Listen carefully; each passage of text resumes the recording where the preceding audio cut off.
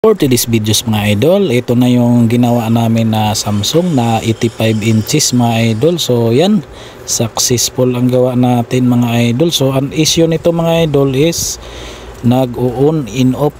Yan ang issue niya.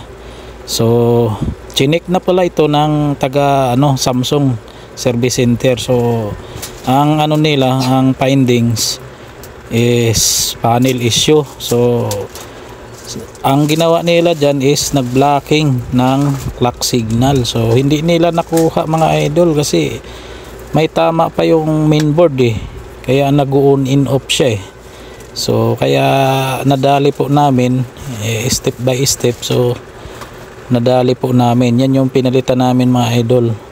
Yan. Shout out pala kay sir sa nakuhanan namin ng board.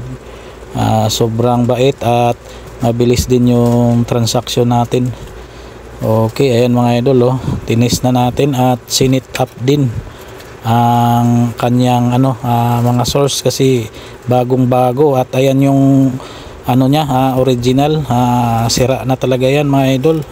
So on in off ang niyan kaya hindi lahat panel ang sira.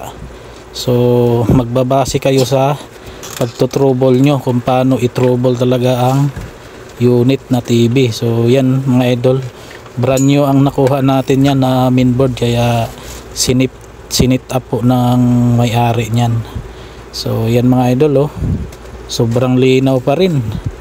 So yan yung kasama ko, shout out sa iyo pre, nadali natin, successful ang pag-aantay natin. So yan, na-fix na namin mga idol. Yan, okay na, all goods.